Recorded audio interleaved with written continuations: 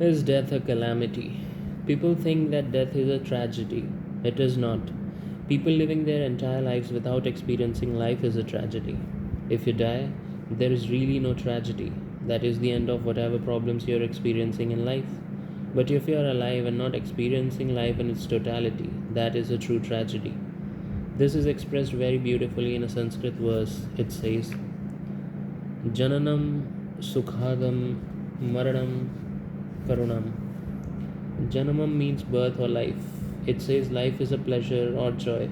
This is so. If you learn to handle your body and mind properly, your experience of life will be a pleasure or joy. But Maranam or death is Karunam or compassion. Death is compassion because it relieves you. Right now, so this is a beautiful line. Jananam Sukhadam Maranam Karunam. Great. Jananam Sukhadam Maranam Karunam. Very great. Right now, people have a distorted orientation of life. They don't want to die. They don't realize that if you were ever condemned to become immortal or if death were taken away from you, it would be the most horrible thing to happen to you. However beautiful your life becomes, if death comes at the right time to you, you are very fortunate. If it comes late, if life stretches itself beyond a certain point, that will be the worst kind of suffering. Then you'll find that when death comes, it will be a great relief. Life needs a certain amount of tension to keep it going, but in death, there is relaxation. In fact, death is the highest relaxation. However, if you also know the relaxation of death when you're alive, then life becomes an entirely effortless process. If we look at life and death as a happening in terms of your experience, your inhalation is life and your exhalation is death. You can experiment with this. Take one big inhalation and see how your body and your mind are. Now do one big exhalation and see how your body and mind are.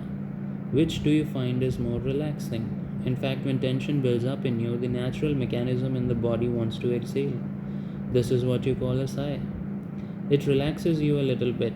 Life needs a certain tension, otherwise, you cannot keep it going.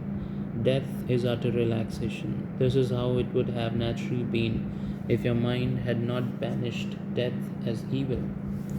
If your traditions and cultures had not taught you that death is evil or calamity should be avoided, believe me, you'd breathe in a completely different way. If you observe people around you right now, you'll see that for almost 99% of the people, their exhalation is never complete. Their mind has rejected death, so their exhalation will not happen totally. They will inhale, but exhalation does not happen totally. This is one of the reasons why, over some time, you build up so much tension within the system that it is reaching a breaking point both mentally and physiologically. The greatest calamity of human mind is that it is against death. The moment you reject death, you also reject life. You think life is right and death is wrong. It is not so. Life is what is only because death is. A river always happens between two banks, but you are standing on the right bank and say, I don't like the left bank, it should disappear. If the left bank disappears, the river also will disappear. The right bank will also disappear. If the right bank has to be there, the left bank also has to be there. It's like, could there be light without darkness? One who does not embrace death will not know life at all. If you sit here saying, I don't want to die, I don't want to die, I don't want to die, all that will happen is you will not live.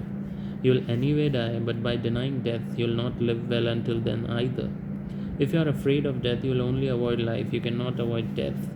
Even now, in some cultures, death is held as something that is to be celebrated, not mourned. After all, from somewhere you got released into this planet within this atmospheric space. Within that, however large is a space you occupy, it is still small prison. But death is an endless possibility, so there must be much more joy, much more of a sense of excitement about this than birth.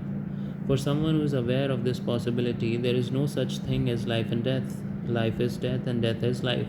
They are not different.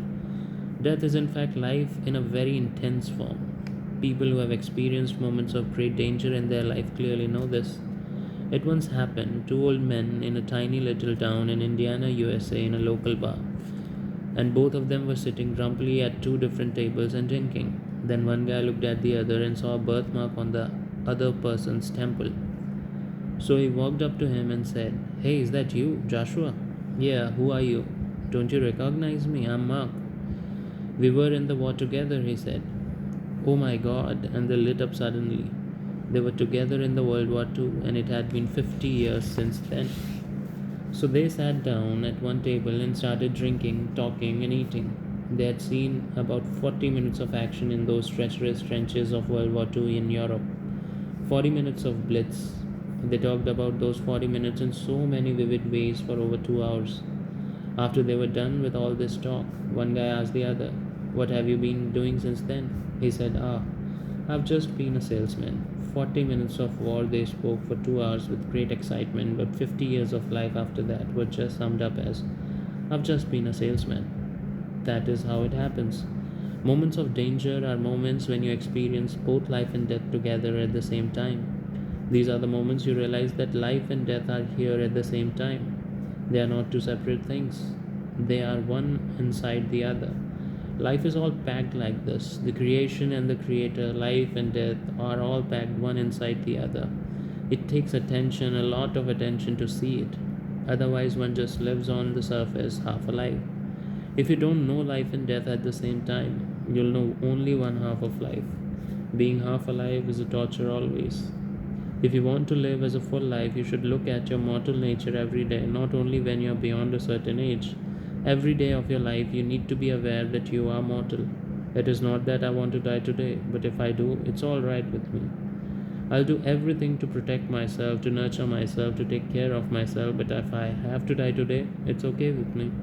Only then can I step out and live. Otherwise, I cannot live.